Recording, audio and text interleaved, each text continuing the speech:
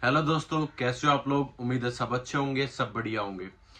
आज के टाइम पर जो सबसे बड़ा सवाल है वो यही है कि सर आरपीएफ का एग्जाम है वो कब होगा। क्योंकि जो लास्ट डेट आई थी आरपीएफ एग्जाम की वो 8 जनवरी थी। वैसे वो ऑफिशियल नहीं थी, लेकिन इस तरीके से जब भी जो डेट रिलीज होती है किसी भी एग्जाम की वो 99% सच ही होती है। और ये भी सच ही होने जा रही थी कि 8 जनवरी से आपका एग्जाम है वो होने जा रहा था।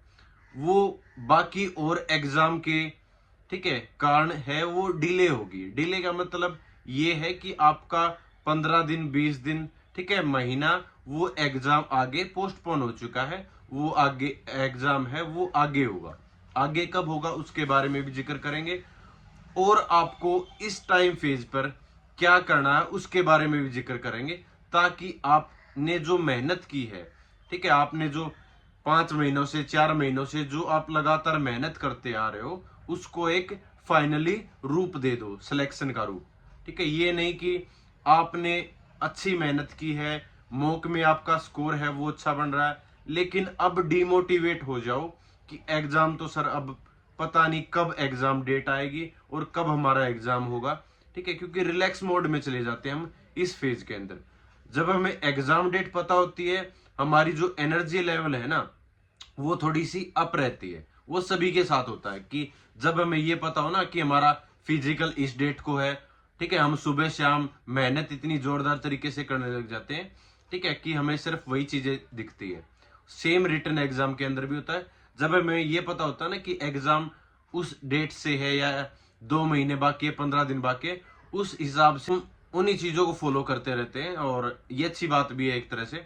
और दूसरी चीज ये बता दूं आप लोगों को कि जो एग्जाम डेट है ठीक है उसका अभी किसी को क्लियर नहीं है भाई। ठीक है, किसी को क्लियर नहीं है। हाँ इतना है कि आपका जो एग्जाम है वो नेक्स्ट 15 दिन में भी हो सकता है, 20 दिन में भी हो सकता है और महीने में भी हो सकता है। ऐसा बिल्कुल भी नहीं है कि 2 से 3 महीने आगे जाएगा ठीक है, या कहीं 6 महीने आगे जाएगा। क्योंकि 2025 के अंदर आरआरबी को दोबारा से और एग्जाम का जो शेड्यूल है वो भी जारी करना है। और आप लोग देख भी पा रहे होंगे कि कितना स्पीडली जो आरआरबी है वो काम कर रहा है। रेगुलर बेसिस पे जो आपके एग्जाम है वो कंडक्ट करवाए जा रहे हैं, चाहे वो टेक्नीशियन के हों, चाहे आपका भी जो सब इंस्पेक्टर का एग्जाम हुआ था वो ठीक है जेई के एग्जाम थे। तो आपके आगे एनटीपीसी का भी एग्जाम उन्होंने कंडक्ट करवाना है। और उससे पहले जो ये बड़ी भर्ती है आरपीएफ कांस्टेबल की, इनका भी एग्जाम है वो कंडक्ट करवाना है। तो आप ये मान के चलो कि आपके पास महीना या 1.5 महीना आपके पास है। ठीक है, आप यही सोचकर चलो कि महीना आपके पास है। तो इस महीने को ठीक है, इस 30 दिन को आपने यूटिलाइज करना है। ये नहीं कि सिर्फ इंतजार में निकाल दो कि कब आपकी एग्जाम डेट आएगी, आप इंतजार करते रहो। ठीक है, उसका कोई फायदा नहीं है। ये चीजें आप पॉजिटिव तरीके से लेके चलो कि आपको थोड़ा सा और एक्स्ट्रा टाइम मिल गया।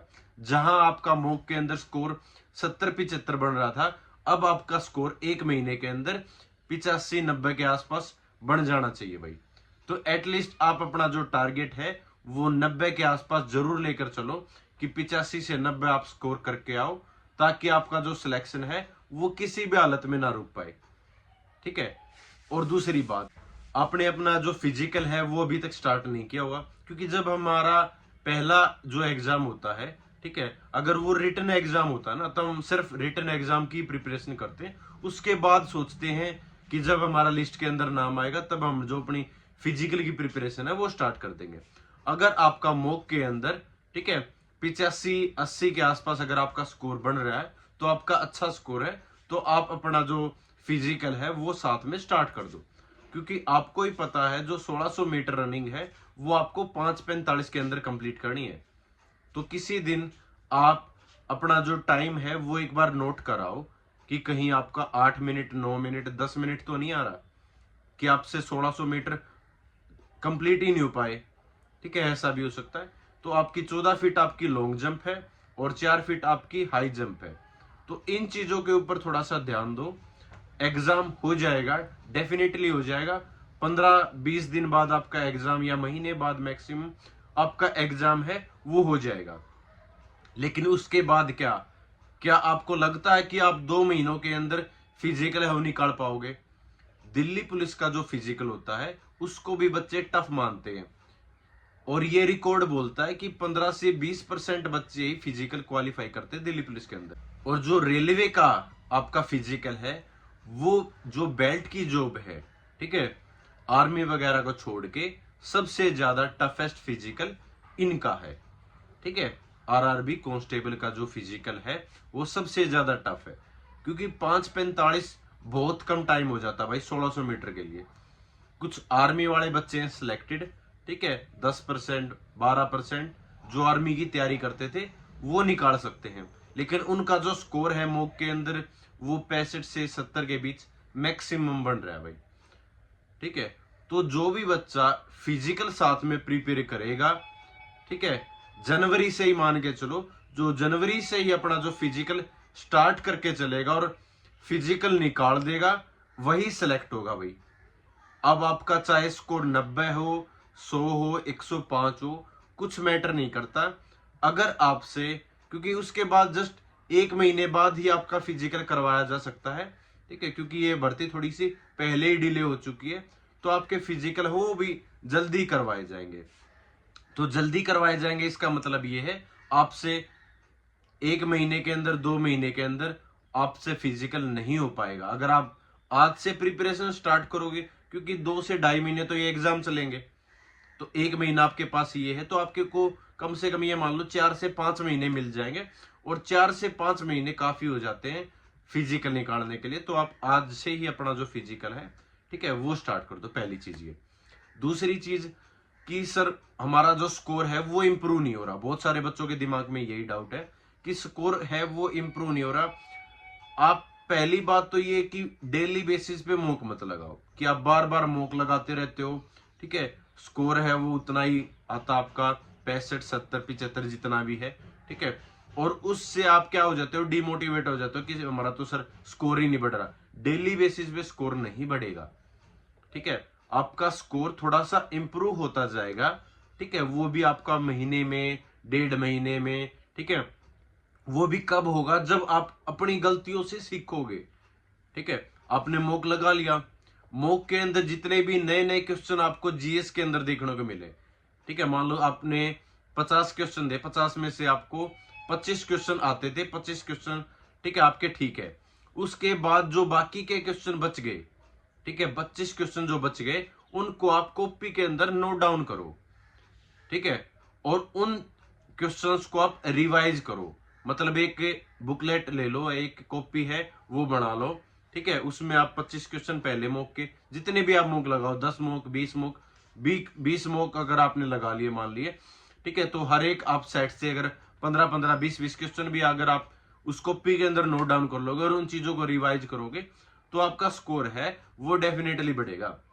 उसके बाद अगर मान लो रीजनिंग से आपके कोई क्वेश्चन है गलत हो रहे हैं, कैलेंडर वाले टॉपिक से हो रहे हैं, या फिर आपके जो कटिंग वाला पोर्शन होता है, ठीक है, वहां से क्वेश्चन गलत हो रहे हैं, ठीक है, या किसी भी पोर्शन से किसी भी यूनिट से आपके क्वेश्चन गलत हो रहे हैं, तो उसको आप बुक से रिवाइज करो, आप टीचर से उन चीजों को पढ़ो दोबारा से, ठीक है, कि अगर दोबारा आपके वो क्वेश्चन आपको देखने को मिलते हैं तो आप पहले से ही अलर्ट हो जाओगे, ठीक है, दिमागी तौर पर कि ये क्वेश्चन मेरा गलत होता था, मेरे को ये क्वेश्चन गलत नहीं करना, तो वो क्वेश्चन आप अगले नेक्स्ट अटेम्प्ट के अंदर डेफिनेटली नहीं गलत करोगे।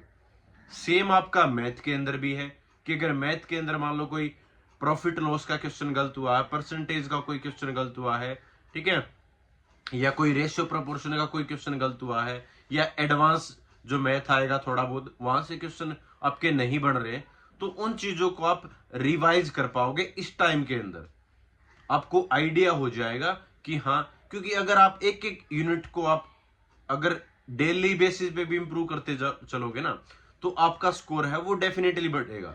क्योंकि मान लो अगर मैंने प्रॉफिट लॉस से मेरे क्वेश्चन है वो गलत हो रहे बार बार, तो मैं उस चीज को अच्छे से रिवाइज करूंगा, उस चीज को अच्छे से कवर करने की कोशिश करूंगा, तो नेक्स्ट टाइम जब भी मेरा कोई मैं मॉक लगाऊंगा या कहीं पे भी मैं एग्जाम के अंदर बैठूंगा तो वहां से तो डेफिनेटली मैं गलत नहीं करने वाला, क्योंकि मेरे वो चीजें मैंने अच्छे से रिवाइज की हैं, उन चीजों पर मैंने थोड़ा सा एक्स्ट्रा टाइम दिया है। और जो चीजें आपकी आती हैं वो चीजें तो आपकी रेगुलर बेसिस पे रहने ही वाली है। और साथ में अगर आपने करंट अफेयर नहीं किया तो आप साथ में करंट अफेयर है उसका भी रिवीजन है इन 1 महीने के अंदर। ठीक है, 1 महीना, 1.25 महीना जितना भी है उसके अंदर आप रिवाइज करते रहो जो भी आप लोगों ने पढ़ा है। ठीक है, तो इस टाइम पर आपको डील नहीं बरतनी है कि आप डीले पड़ जाओ कि सर एग्जाम डेट आएगी तभी हम आगे प्रिपरेशन करेंगे। आपकी जो मेहनत है वो इस टाइम पर डबल हो जानी चाहिए। आप पॉजिटिव तरीके से सोचो कि ये जो आपको टाइम मिला है ये आप लोगों के बेनिफिट के लिए मिला है। ठीक है, आपको इसका फायदा उठाना चाहिए। अगर इस टाइम पर आप रिलैक्स मोड में चले गए तो ये मान लो आपका सिलेक्शन है वो रुक गया। आपने जो पीछे मेहनत की थी वो सारी वेस्ट चली जाएगी।